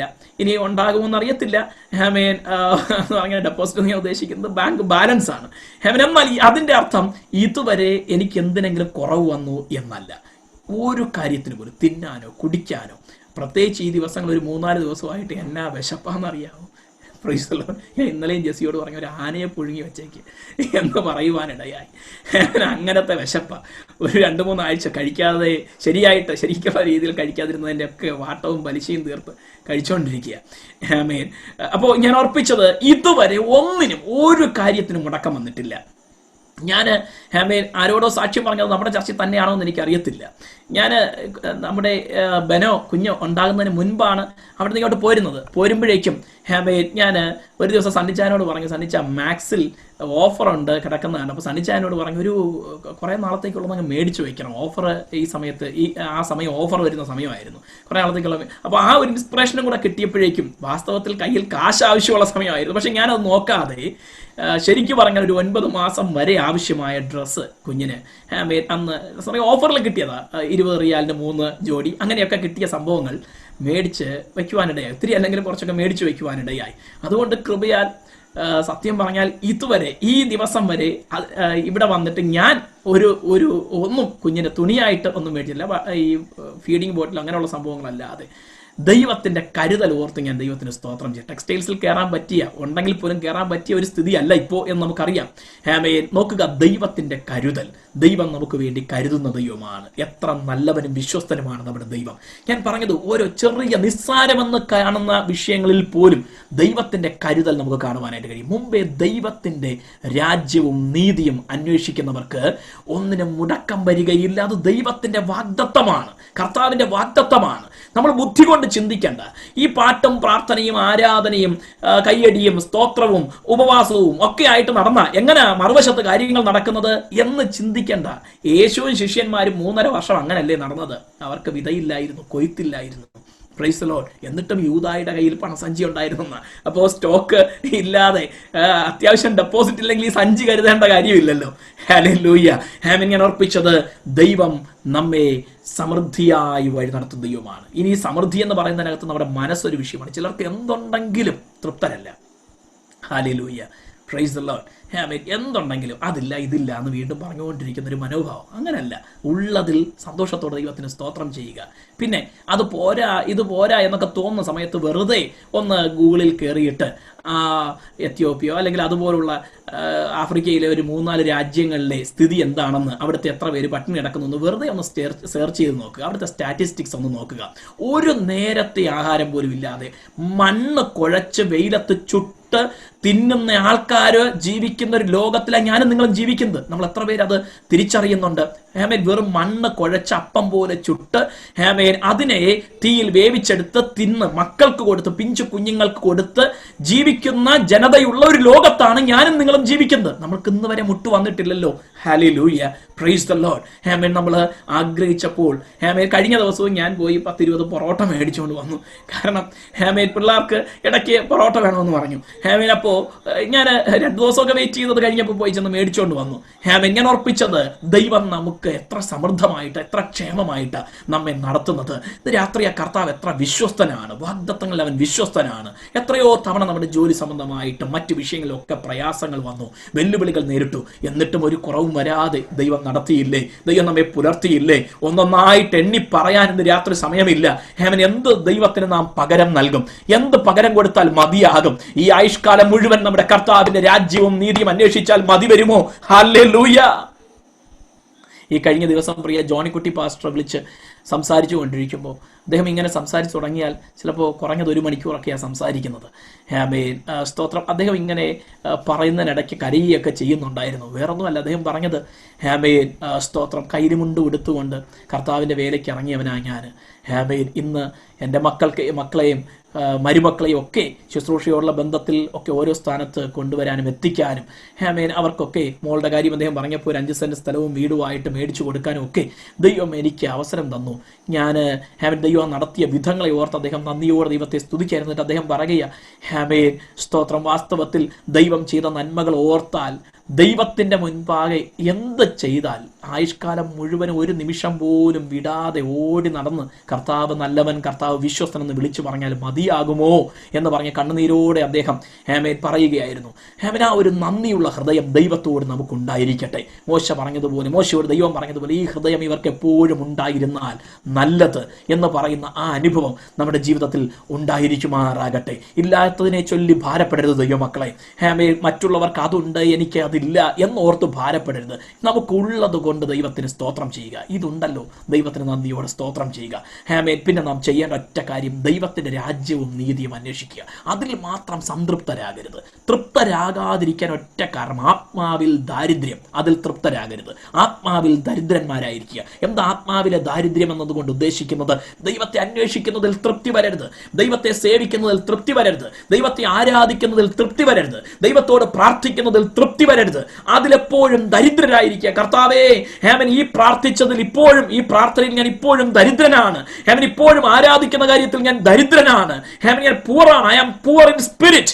ഞാൻ ആത്മാവിൽ ദരിദ്രനാണ്. ഇത് പോര കർത്താവേ, ഈ സാന്നിധ്യം പോര കർത്താവേ, ഇങ്ങനെ ആരാധിച്ചാൽ പോര കർത്താവേ, ഇങ്ങനെ പ്രാർത്ഥിച്ചാൽ പോര കർത്താവേ.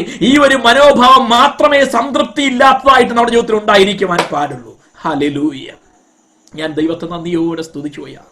കർത്താവ് എനിക്ക് തന്ന ആരോഗ്യത്തിൽ ഞാൻ സംതൃപ്തനാണ്. എനിക്ക് തന്ന സൗഖ്യത്തിൽ ഞാൻ സംതൃപ്തനാണ്. എനിക്ക് തന്ന സൗന്ദര്യത്തിൽ ഞാൻ സംതൃപ്തനാണ്. എനിക്ക് തന്ന എല്ലാ വസ്ത്രത്തിലും, മറ്റെല്ലാ ശുശ്രൂഷകളിലും, എല്ലാറ്റിലും ഞാൻ സംതൃപ്തനാണ്.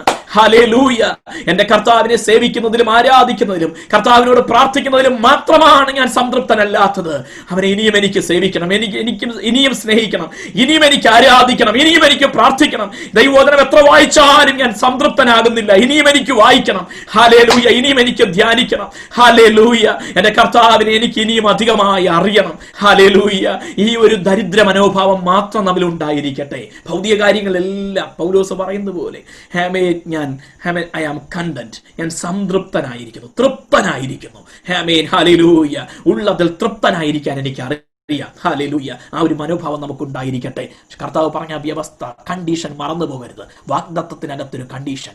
നിനക്ക് കർത്താവ് ഒന്നിനും വരുത്തത്തില്ല. ആഹാരത്തിന് മുട്ടുവരുത്തത്തില്ല, പാർപ്പിടത്തിന് മുട്ടുവരുത്തത്തില്ല, വസ്ത്രത്തിന് മുട്ടുവരുത്തത്തില്ല. നിന്റെ തലമുറകളുടെ ഭാവി സംബന്ധമായ കാര്യത്തിലും ദൈവം മുടക്കം വരുത്തത്തില്ല. പക്ഷെ ഒറ്റ കണ്ടീഷൻ, ദൈവത്തിന്റെ രാജ്യവും നീതിയും അന്വേഷിക്കണം. ദൈവത്തിന്റെ രാജ്യവും നീതിയും അന്വേഷിക്കണം. ഹല്ലേലൂയ. എന്താ ദൈവത്തിന്റെ രാജ്യം, ദൈവത്തിന്റെ നീതി? ഒരു വലിയ സബ്ജക്റ്റാണ് കിങ്ഡം ഓഫ് ഗോഡ്. ദൈവരാജ്യം എന്ന് പറയുന്നത് അതിവിശാലമായ ഒരു എന്ത് പറയുക, ഒരു പ്രധാന വിഷയമായി നമ്മൾ അപ്പോസ്തല പ്രവൃത്തികളോ അല്ലെങ്കിൽ തിയോളജിയോ ഒക്കെ പഠിക്കുന്നത് പോലെ തന്നെ ഒരു അതിബൃഹത്തായ ഒരു വിഷയമാണ് കിങ്ഡം ഓഫ് ഗോഡ് എന്ന് പറയുന്നത്. 100 ആയിരക്കണക്കിന് പുസ്തകങ്ങൾ എഴുതപ്പെട്ടിരിക്കുന്ന ഒരു വിഷയമാണ് ദൈവരാജ്യം എന്ന് പറയുന്നത്. നമുക്ക് ഒത്തിരി ഒന്നും അറിയില്ലെങ്കിലും അല്പമായി ദൈവരാജ്യം ഭക്ഷണവും പാനീയവുമല്ല, നീതിയും സമാധാനവും പരിശുദ്ധാത്മാവിൽ സന്തോഷവും അത്രേ. ഹല്ലേലൂയ. ആത്മാവിൽ നിറഞ്ഞ് സന്തോഷത്തോടെ ദൈവത്തെ സേവിച്ച് ആരാധിക്കുന്ന ദൈവരാജ്യത്തിന്റെ സവിശേഷതകളായ സ്നേഹം, സമാധാനം, ഐക്യത, ഹാമേൻ സമത്വം, ഹാമേൻ ഇതൊക്കെ ഹാമേൻ നിറഞ്ഞിരിക്കുന്ന ആ അനുഭവം, അങ്ങനെ ലളിതമായ കാര്യങ്ങൾ ഉള്ളിൽ കയറി അതായിരിക്കണം എൻ്റെ ചിന്ത. എല്ലാവരോടും സമാധാനമായിരിക്കണം, എല്ലാവരോടും സ്നേഹത്തോടെ ആയിരിക്കണം, എല്ലാവരോടും ഐക്യതയിലായിരിക്കണം, ആരെയും ശത്രുക്കളായി കാണാതിരിക്കണം, സുവിശേഷം അറിയിക്കുന്നവരായിരിക്കണം. അങ്ങനെ ദൈവരാജ്യത്തിൻ്റെതായ ആ അന്വേഷണം നമ്മിൽ ഉണ്ടായിരിക്കുമാറാകട്ടെ. മുമ്പേ അവന്റെ രാജ്യവും നീതിയും അന്വേഷിക്കും. ദൈവത്തിന്റെ നീതി അതായിരിക്കണം നമ്മുടെ ലക്ഷ്യം. ഹല്ലേലൂയ. ദൈവത്തിന്റെ നീതി അതായിരിക്കണം നമ്മുടെ ലക്ഷ്യം. സ്തോത്രം. ആമേൻ. അത് അന്വേഷിച്ചാൽ അതുണ്ടെങ്കിൽ അതോടുകൂടെ ഇതൊക്കെ ദൈവരാജ്യത്തിനകത്ത് ദാരിദ്ര്യം ഉണ്ടാകത്തില്ല, ദൈവരാജ്യത്തിനകത്ത് പട്ടിണി ഉണ്ടാകത്തില്ല. ആമേൻ. സ്തോത്രം. ദൈവരാജ്യത്തിനകത്ത് മറ്റ് അസ്വസ്ഥതകൾ ഉണ്ടാകത്തില്ല. ആ രാജ്യം നമ്മിൽ ഉണ്ടായിരിക്കട്ടെ. ദൈവരാജ്യം നിങ്ങളുടെ ഇടയിൽ തന്നെ ഉണ്ടല്ലോ എന്ന് കർത്താവ് പറഞ്ഞതുപോലെ ആമേൻ, ആ ദൈവരാജ്യം നമ്മുടെ ഇടയിൽ ഉണ്ടായിരിക്കട്ടെ. സ്തോത്രം. അങ്ങനെയെങ്കിൽ ഒന്നിനും മുട്ടുവരാതെ കർത്താവ് നമ്മെ നയിക്കുവാനിടയായി തീരും. ഹല്ലേലൂയ. ആമേൻ. ഈ രാത്രി ഒരു കാര്യം കൂടെ പറഞ്ഞ് ഞാൻ എൻ്റെ വാക്കുകൾ ആമേൻ നിർത്തിയിട്ട് ബാക്കി നമുക്ക് അടുത്ത ആഴ്ച കർത്താവിന് ഓരോ താമസിച്ചാൽ ചിന്തിക്കാം. സ്തോത്രം. 1 യോഹന്നാൻ 1-ാം വാക്യം. 1 യോഹന്നാൻ 1-ാം വാക്യം. നമ്മുടെ പാപങ്ങളെ ഏറ്റു പറയുന്നു എങ്കിൽ അവൻ നമ്മോട് പാപങ്ങളെ ക്ഷമിച്ച് സകല അനീതിയും പോക്കി നമ്മെ ശുദ്ധീകരിപ്പാൻ തക്കവണ്ണം വിശ്വസ്തനും നീതിമാനും ആകുന്നു. ഹല്ലേലൂയ. ആമേൻ. പാപത്തിന്റെ മോചനം എന്ന് പറയുന്നതൊരു വാഗ്ദത്തമാണ്. അത് ദൈവത്തിന് മാത്രം നൽകാൻ കഴിയുന്ന വാഗ്ദത്തമാണ്. ഹല്ലേലൂയ. ഭൂമിയിൽ പാപങ്ങളെ മോചിപ്പാൻ മനുഷ്യപുത്രനും അധികാരമുണ്ട് എന്ന് പറയുമ്പോൾ ദൈവത്തിനല്ലാതെ പാപങ്ങളെ മോചിപ്പാൻ അധികാരമുള്ള ആർ എന്ന് ഒരു കൂട്ടം പേർ യേശുവിന്റെ മുന്നിലിരുന്ന് ചിന്തിച്ചത് കർത്താവ് അതിനെ ആമേൻ പ്രതി അവിടെ ഇടപെടുന്നത് നമുക്ക് കാണുവാനായിട്ട് കഴിയും. ദൈവത്തിന് മാത്രമുള്ള അധികാരമാണ് പാപം മോചിക്കുക എന്നുള്ളത്. യേശു ദൈവമായതുകൊണ്ടാണ് പാപം മോചിച്ചത്. ഹല്ലേലൂയ. ആമേൻ. അപ്പോൾ പാപമോചനം ദൈവത്തിന് മാത്രം നൽകാൻ കഴിയുന്ന ഒന്നാണ്. അത് വാഗ്ദത്തമായി കർത്താവ് നൽകിയിരിക്കുക, അല്ലെങ്കിൽ യോഹന്നാന്റെ ലേഖനത്തിൽ രേഖപ്പെടുത്തിയിരിക്കുന്നു. നമ്മുടെ സകല പാപവും പോക്കി നമ്മെ ശുദ്ധീകരിക്കുവാൻ തക്കവണ്ണം വിശ്വസ്തനും നീതിമാനും ആകുന്നു നമ്മുടെ കർത്താവ്. അതൊരു വാഗ്ദത്തമാണ്. പാപമോചനമെന്ന ആ അനുഗ്രഹിക്കപ്പെട്ട ദൈവത്തിന് മാത്രം നൽകാൻ കഴിയുന്ന വിലയേറിയ അതിമഹത്തായ ആ വാഗ്ദത്തം. പക്ഷെ ഒരു കണ്ടീഷൻ അവിടെ വച്ചിട്ടുണ്ട്. നാം നമ്മുടെ പാപങ്ങളെ ഏറ്റുപറയുന്നു എങ്കിൽ, if we confess our sins. Hallelujah. ഞാൻ മുൻപ് പറഞ്ഞിട്ടുണ്ട്, അവിടുത്തെ മൂലഭാഷയിൽ ഗ്രീക്കിൽ ഉപയോഗിച്ചിരിക്കുന്ന സെന്റൻസ് ഇച്ചിരി വിശദീകരിച്ച് എഴുതി കഴിഞ്ഞാൽ, എനിക്ക് തോന്നുന്നു ഏതോ ഒരു ബൈബിൾ വേർഷനിൽ അങ്ങനെ തന്നെ എഴുതിയിട്ടുണ്ടെന്ന് എനിക്ക് തോന്നുകയാണ്. ആമേൻ. അവിടെ പറഞ്ഞിരിക്കുന്നത് ഇങ്ങനെയാണ്: if we confess our sins that's in our knowledge, God will forgive our sins that is beyond our knowledge. നമ്മുടെ ഓർമ്മയിൽ, നമ്മുടെ അറിവിൽ ഉള്ള പാപങ്ങൾ നാം ഏറ്റുപറഞ്ഞ് ദൈവത്തോട് ക്ഷമ ചോദിക്കാൻ തയ്യാറായാൽ, നമ്മുടെ ഓർമ്മയിലില്ലാത്ത, നമ്മുടെ അറിവിനപ്പുറമുള്ള പാപങ്ങളും ദൈവം ക്ഷമിക്കുവാൻ വിശ്വസ്തനും നീതിമാനും ആകുന്നു എന്ന് ആ വാക്യം അതിൻ്റെ മൂലഭാഷയിൽ നിന്ന് അങ്ങനെയാണ് ട്രാൻസ്ലേറ്റ് ചെയ്യേണ്ടത് എന്ന് ഞാൻ വായിച്ചിട്ടുണ്ട്. ഹല്ലേലൂയ. അപ്പോൾ പാപം ഏറ്റുപറയുന്നവരുടെ പാപം ദൈവം ക്ഷമിക്കുന്നു. വെറുതെ ഏറ്റുപറയുകയല്ല. ആമേൻ. സ്തോത്രം. കുഞ്ഞുങ്ങളോട് ചില സമയത്തൊക്കെ സോറി പറഞ്ഞെന്ന് പറയും. അവർ നമ്മൾ പറഞ്ഞുകൊണ്ട് സോറി പറയുന്നത് അധരം കൊണ്ടാണ്, ഹൃദയം കൊണ്ടല്ല. കാരണം വടി ഇരിപ്പുണ്ട്, അത് പേടിച്ചിട്ടാണ് പറയുന്നത്. Sorry. Price the Lord. Hallelujah. എന്നാൽ കുഞ്ഞെ നീ ചെയ്തത് തെറ്റാണ്, അങ്ങനെ ചെയ്യാൻ പാടില്ല എന്നൊക്കെ പറഞ്ഞുകൊണ്ടിരിക്കുമ്പോൾ തന്നെ സോറി പറയാൻ ആവശ്യപ്പെടാതെ തന്നെ സോറി ഞാൻ ഇനി ചെയ്യത്തില്ല എന്ന് പറയുന്നത് വ്യത്യാസമാണ്. രണ്ടും തമ്മിലുള്ള വ്യത്യാസം മനസ്സിലായോ? കുറേ നേരം നമ്മൾ പറഞ്ഞിട്ട് മനസ്സിലാകാതെ അവസാനം അടിയെ പേടിച്ചിട്ട് സോറി എന്ന് പറയുന്നതും, ആ തെറ്റിനെ കുറിച്ച് ബോധ്യം വരുത്തുമ്പോൾ അങ്ങനെ ചെയ്യാൻ പാടില്ല, അത് തെറ്റാണ്, ആവർത്തിക്കരുതെന്നൊക്കെ പറയുമ്പോൾ കുറേ കേട്ട് അതിനെക്കുറിച്ച് ബോധ്യം വരുമ്പോൾ ഇനി ഞാനത് ചെയ്യത്തില്ല, സോറി എന്ന് പറയുന്നതും രണ്ടും രണ്ടാണ്. ഇതിൽ രണ്ടാമത്തെ സോറിയാണ് കർത്താവ് ആഗ്രഹിക്കുന്നത്, ദൈവം ഇഷ്ടപ്പെടുന്നത്. അതിനാണ് പാപമോചനവും അതിലാണ് സംഭവിക്കുന്നത്. കർത്താവ് അതിലാണ് നമ്മെ കഴുകുന്നത്. വെളിപ്പാട് പുസ്തകത്തിൽ പറയുന്ന കുഞ്ഞാടിൻ്റെ രക്തത്തിൽ തങ്ങളുടെ അങ്കി അലക്കി വെളുപ്പിച്ചവർ ഭാഗ്യവാന്മാർ. അങ്കിയിൽ അഴുക്ക് പറ്റാതിരിക്കാൻ പരമാവധി സൂക്ഷിക്കണം. അഥവാ അഴുക്ക് തെറിച്ചാൽ അലക്കി വെളുപ്പിക്കണം. ഒരു തുണി പുതിയതായിട്ടിരിക്കുന്നു, അലക്കി വെളുപ്പിച്ച് കഴിയുമ്പോൾ ഇരിക്കുന്നത് തമ്മിൽ വ്യത്യാസമുണ്ട്. കർത്താവ് ആഗ്രഹിക്കുന്ന ആ പുതിയതുപോലെ എപ്പോഴും ഇരിക്കണമെന്ന്. ഹല്ലേലൂയ. ഒന്ന് കഴിയുമ്പോൾ ചെറിയ തേയ്മാനമൊക്കെ സംഭവിക്കും. അതിൻ്റെ ആ പുതുമയൊക്കെ ഇച്ചിരി മങ്ങും. അതുണ്ടാകാതിരിക്കാൻ മാക്സിമം ശ്രദ്ധിക്കുക. അഥവാ തെറ്റുപറ്റിയാൽ, ചെളി തെറിച്ചാൽ, പാപത്തിൻ്റെ കറ പുരണ്ടാൽ അനുതാപത്തോടെ കർത്താവിന് മുൻപാകെ കടന്നു വരണം, ഏറ്റുപറയണം, ഉപേക്ഷിക്കണം, യേശുവിൻ്റെ രക്തത്തിൽ ആശ്രയിക്കണം. കർത്താവിൻ്റെ രക്തം ഏത് കഠിനമായ പാപവും പോക്കി നമ്മെ ശുദ്ധീകരിക്കുവാൻ തക്കവണ്ണം ശക്തമാണ്. യേശുവിൻ്റെ രക്തത്തിന് കഴുകാൻ കഴിയാത്ത ഒരു പാപവുമില്ല. ഹല്ലേലൂയ. അത് മനസ്സിലേതാകട്ടെ, ശരീരത്തിൻ്റെതാകട്ടെ, മറ്റേതുമായിക്കൊള്ളട്ടെ, യേശുവിൻ്റെ രക്തത്തിന് കഴുകാൻ കഴിയാത്ത ഒരു പാപവുമില്ല. ഞാൻ ഈ ദിവസങ്ങൾ ഇയ്യോബിൻ്റെ പുസ്തകമാണ് പഴയ നിയമത്തിൽ നിന്ന് വായിച്ചു കൊണ്ടിരിക്കുന്നത്. എൻ്റെ റെഗുലർ റീഡിംഗ് പോർഷൻസിൽ നിന്ന് ഇയ്യോബിൻ്റെ പുസ്തകമാണ്. കഴിഞ്ഞ ദിവസം ഞാൻ വായിക്കുമ്പോൾ അതിനകത്തെ ഒരു വാക്യം എന്നെ ഒന്നുകൂടെ, മുൻപ് വായിച്ചിട്ടുണ്ടെങ്കിലും ഒന്നുകൂടെ സ്ട്രൈക്ക് ചെയ്യുവാനിടയായി. അതിങ്ങനെയാണ്: ഞങ്ങൾക്ക് ഇടയിൽ സമാധാനം പറയാനായിട്ട് ഒരു മധ്യസ്ഥനുമില്ല എന്ന് ഇയ്യോബ് പരിതാപത്തോടെ പറയുക. ദൈവത്തിനും തനിക്കുമിടയിൽ ഒന്ന് സമാധാനം പറഞ്ഞ് ദൈവത്തിൻ്റെ ക്രോധം, ഇയ്യോബിൻ്റെ ചിന്ത അങ്ങനെ, ഇത് ദൈവത്തിൻ്റെ ക്രോധമെന്ന അതൊന്ന് മാറ്റാനായിട്ട്, ഞങ്ങളെ തമ്മിലൊന്ന് നിരപ്പിക്കാനായിട്ട് ഒരു മധ്യസ്ഥനുമില്ല. പഴയ നിയമത്തിൽ ന്യായപ്രമാണവും ലഭിക്കുന്നതിന് മുൻപ് ജീവിച്ചിരുന്ന വ്യക്തിയാണ് ഇയ്യോബ്. അബ്രഹാമിൻ്റെ ഒക്കെ ആ കാലത്ത് ജീവിച്ചിരുന്ന, BC 2000 ഒക്കെ ജീവിച്ചിരുന്ന ഒരു വ്യക്തി എന്നാണ് കരുതപ്പെടുന്നത്. ആ സമയത്ത് അദ്ദേഹം പറയുക, എൻ്റെ പ്രശ്നം ദൈവത്തിനും എനിക്കും മധ്യസ്ഥനായി നിൽക്കാൻ ആരുമില്ല. പക്ഷെ ഇയ്യോബിന്റെ ആ പ്രാർത്ഥന, ആ കണ്ണുനീർ ഇന്ന് നമുക്ക് ആവശ്യമില്ല. കാരണം എന്താ?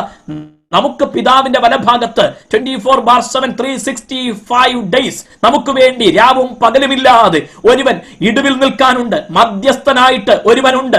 അവന്റെ രക്തം നമ്മുടെ സകല പാപവും പോക്കി നമ്മെ ശുദ്ധീകരിക്കുവാൻ തക്കവണ്ണം ശക്തമാണ്. ഹല്ലേലൂയ. എന്നിട്ടും നാം അടുത്ത് ചെല്ലുന്നില്ലെങ്കിൽ തെറ്റ് നമ്മുടേതാണ്. നമുക്ക് വഴി പറയാൻ, ഇയ്യോബ് പറഞ്ഞതുപോലെ പറയാൻ ഓപ്ഷൻ ഇല്ല. മധ്യസ്ഥൻ ഇല്ലെന്ന് പറയാൻ നമുക്ക് ഓപ്ഷൻ ഇല്ല. ദൈവത്തിനും മനുഷ്യർക്കും മധ്യത്തിൽ ഏക മധ്യസ്ഥനായി, തികഞ്ഞ മധ്യസ്ഥനായി, പൂർണ്ണതയുള്ള മധ്യസ്ഥനായി യേശു മധ്യസ്ഥ പറഞ്ഞാൽ പിതാവിന് അതിനെ നിരസിക്കാൻ കഴിയത്തില്ല. അങ്ങനെ ഒരു മധ്യസ്ഥനായി നമുക്ക് വേണ്ടി പിതാവിന്റെ വലഭാഗത്ത് നിത്യ ശ്രേഷ്ഠ മഹാപുരോഹിതനായി, ഹല്ലേലൂയ, സ്തോത്രം, നമ്മുടെ വാഴ്ത്തപ്പെട്ട കർത്താവ് ഉള്ളപ്പോൾ നാം ഇനിയും എന്തിനാ അകന്നു നിൽക്കുന്നത്? ദൈവത്തിന്റെ അടുക്കലേക്കൊന്ന് ചെന്നാട്ടെ, പാപങ്ങൾ ഏറ്റുപറഞ്ഞാട്ടെ. നമ്മുടെ വാഗ്ദത്തങ്ങൾ പ്രാപിക്കുന്നതിന് ഒരു പാപവും തടസ്സമായി നിൽക്കരുത്, ഒരു കുറവും തടസ്സമായി നിൽക്കരുത്. ദൈവത്തിന് മുൻപാകെ കടന്നു എന്നിട്ട് ഏറ്റുപറയണം, കർത്താവേ, എന്റെ വാഗ്ദത്തങ്ങൾ ഒന്നും എനിക്ക് നഷ്ടപ്പെട്ടു പോകരുത്, അന്യമായി പോകരുത്. ആമേൻ, ഹല്ലേലൂയ. ഞാൻ എന്റെ പാപങ്ങളെ ഏറ്റുപറയുന്നു, കണ്ണുനീരോടെ, ഞാൻ അനുതാപത്തോടെ അങ്ങയോട് എന്റെ കുറവുകളെ ഏറ്റുപറയുന്നു കർത്താവേ. ഹല്ലേലൂയ, ഹല്ലേലൂയ, ഹല്ലേലൂയ, ഹല്ലേലൂയ, ഹല്ലേലൂയ. യേശുവേ, സ്തോത്രം, സ്തോത്രം.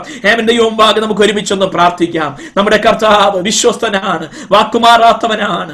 നല്ലൊരു മധ്യസ്ഥൻ, ശ്രേഷ്ഠനായൊരു മധ്യസ്ഥൻ, ഏത് പാപത്തിനും പരിഹാരം വരുത്തുവാൻ കഴിയുന്ന ഒരു മധ്യസ്ഥൻ, പിതാവിന് മുൻപാകെ ഏത് വിഷയത്തിൽ നിന്നും നിരപ്പ് വരുത്തുവാൻ കഴിയുന്ന ഒരു മധ്യസ്ഥൻ, നമുക്ക് വേണ്ടി ജീവനെ തന്ന ഒരു മധ്യസ്ഥൻ. ഹല്ലേലൂയ. കർത്താവായ യേശു ക്രിസ്തു നമുക്ക് വേണ്ടിയിട്ടുണ്ട്. ധൈര്യത്തോടെ കൃപാസനത്തോടെ നടത്തിയെന്നാട്ടെ, പാപങ്ങളെയും കുറവുകളെയും ഒന്ന് ഏറ്റുപറഞ്ഞാട്ടെ, വീഴ്ചകളെയും അപരാധങ്ങളെയും ഒന്ന് ഏറ്റുപറഞ്ഞാട്ടെ. യേശുവിന്റെ നാമത്തിൽ പിതാവേ, ഈ രാത്രികാലം ഞങ്ങൾക്ക് അങ്ങ് തന്ന വിലയേറിയ കൂട്ടായ്മയ്ക്കായി സ്തോത്രം. അവിടുത്തെ പാദാന്തികത്തിൽ ഞങ്ങൾ ഇന്ന് രാത്രിയും ഇരുന്നു, അവിടുന്ന് ഞങ്ങളെ പഠിപ്പിച്ചു, അവിടുത്തെ വചനത്തിന്റെ ശ്രേഷ്ഠമായ ആലോചനകൾ ഞങ്ങൾക്ക് നൽകി തന്നു. ഞങ്ങളുടെ ആത്മീയ ജീവിതത്തിൽ പ്രായോഗികമാക്കി തീർക്കേണ്ട പല കാര്യങ്ങളുമാണ് ഇന്ന് രാത്രിയും അങ്ങ് സംസാരിക്കുവാനിടയായത്. ഞങ്ങളുടെ വാഗ്ദത്തങ്ങൾ, അതിന്റെ വ്യവസ്ഥകളെ തിരിച്ചറിഞ്ഞുകൊണ്ട് ആ വ്യവസ്ഥകളെ പൂർത്തീകരിക്കുന്നവരാകുവാനും, വാഗ്ദത്തങ്ങൾ ഒന്നും അന്യമായി പോകാതെ, നഷ്ടമായി പോകാതെ സ്വന്തമാക്കുവാനും, ഞങ്ങൾ അവകാശത്തോടെ അത് ഏറ്റെടുക്കുവാനും ഈ രാത്രി ഞങ്ങളെ സമർപ്പിക്കുന്നപ്പ. ഹല്ലേലൂയ. അതിമഹത്തായും ശ്രേഷ്ഠവുമായുമുള്ള വിലയേറിയ ഈ വാഗ്ദത്തങ്ങൾ ഞങ്ങൾക്ക് അങ്ങ് തന്നിരിക്കുന്നത് കൊണ്ട് സ്തോത്രം. അതെല്ലാം അനുഭവിച്ച് ഞങ്ങൾ ദൈവത്തെ ഉയർത്തുന്നവരാകുവാൻ കൃപ ചെയ്യണമേ. രാത്രി ഞങ്ങളുടെ ഹൃദയങ്ങളോട് ദൈവം ഇടപെട്ടല്ലോ. ഞങ്ങൾക്ക് വേണ്ടി കരുതുന്ന കർത്താവിന്റെ കരങ്ങളിൽ തന്നെ ഞങ്ങൾ മുറുകെ പിടിക്കുന്നപ്പ. ഹല്ലേലൂയ. ഞങ്ങൾക്ക് തന്ന വിലയേറിയ കൂട്ടായ്മയ്ക്കായി സ്തോത്രം. നിന്റെ മക്കളെല്ലാവരെയും സമർപ്പിക്കുന്നു. രാത്രിയും പ്രയർ ലീഡ് ചെയ്യുവാൻ കർത്താവേ, ഹല്ലേലൂയ, ഞങ്ങളുടെ ദാസനെ ദൈവം ശക്തീകരിച്ചല്ലോ. വർഷിപ്പ് ലീഡ് ചെയ്യുവാൻ നിന്റെ മക്കൾക്ക് ദൈവം കൃപ നൽകിയല്ലോ. പ്രാർത്ഥിപ്പാൻ ദാസിയെ ബലപ്പെടുത്തിയല്ലോ. ഞങ്ങൾ എല്ലാവരും ഒരുമിച്ച് അങ്ങ് മാനിച്ചുകൊണ്ടിരുന്നതിനായി സ്തോത്രം. ഇപ്പോൾ അവിടുത്തെ കരങ്ങളിൽ ഞങ്ങളെ താഴ്ത്തി സമർപ്പിച്ച് ഇനി കാണുവരെയും അവിടുത്തെ ചിറകിൽ ഭദ്രമായി ഞങ്ങളെ സൂക്ഷിക്കണമേ എന്ന് അപേക്ഷിച്ചുകൊണ്ട് അവിടുത്തെ കരങ്ങൾ ഞങ്ങളെ ഏൽപ്പിച്ച് ഞങ്ങൾ കടന്നു പോകട്ടെ. എല്ലാം ഞങ്ങൾക്കായി ജീവൻ തന്ന യേശു ക്രിസ്തുവിൻ നാമത്തിൽ ഉത്തരം നൽകി മാനിക്കണമേ നല്ല സ്വർഗീയ പിതാവേ. ആമേൻ, ആമേൻ, ആമേൻ. നമ്മുടെ കർത്താവ് നമ്മുടെ പ്രാർത്ഥനകൾക്കൊക്കെ മറുപടി തന്ന് നമ്മെ ഇന്ന് രാത്രിയും അനുഗ്രഹിച്ചതിനായി ദൈവത്തെ മഹത്വപ്പെടുത്താം. ഹല്ലേലൂയ. നമ്മുടെ കർത്താവ് രക്ഷിതാവുമായ യേശു ക്രിസ്തുവിൻ കൃപയും പിതാവാം ദൈവത്തിന്റെ സ്നേഹവും പരിശുദ്ധാത്മാവിന്റെ നിരന്തരമായ കൂട്ടായ്മയും കാവലും സഹവാസവും സംരക്ഷണവും നാം ഏവരോടും ചോദിച്ച സകല വിഷയങ്ങളോടുകൂടെയും ദുഃഖത്തിലായിരിക്കുന്ന ആ കർത്തദാസന്റെ കുടുംബത്തോടുകൂടെയും ആമേൻ നാളെ കഴിഞ്ഞ് യാത്ര ചെയ്യുന്ന പ്രിയാഷ്ലിച്ചാനോടുകൂടെയും ട്രീറ്റ്മെന്റിലായിരിക്കുന്ന പിതാവിനോടുകൂടെയും മറ്റ് നമ്മുടെ എല്ലാ പ്രിയപ്പെട്ടവരോടുകൂടെയും കർത്താവിന്റെ വരവോളവും ഉണ്ടായിരിക്കുമാറാകട്ടെ. ആമേൻ. അർക്കപ്പെട്ട കുഞ്ഞാടിനെ മഹിമപ്പെടുത്താം. ഹല്ലേലൂയ, ഹല്ലേലൂയ, ഹല്ലേലൂയ. ആമേൻ. കർത്താവായ യേശുവേ വരണമേ. ആമേൻ, ആമേൻ, ആമേൻ. എല്ലാവർക്കും സ്നേഹവും വന്ദനവും ഒരിക്കൽ കൂടെ പ്രകാശിപ്പിക്കുന്നു. ദൈവം ഈ രാത്രിയും എല്ലാവരെയും അനുഗ്രഹിക്കട്ടെ. കരങ്ങളെ വീശി നമുക്ക് ക്രിസ്തീയ സ്നേഹവന്ദനം കൈമാറി കടന്നു പോകാം. ദൈവം അനുഗ്രഹിക്കട്ടെ. ഹല്ലേലൂയ.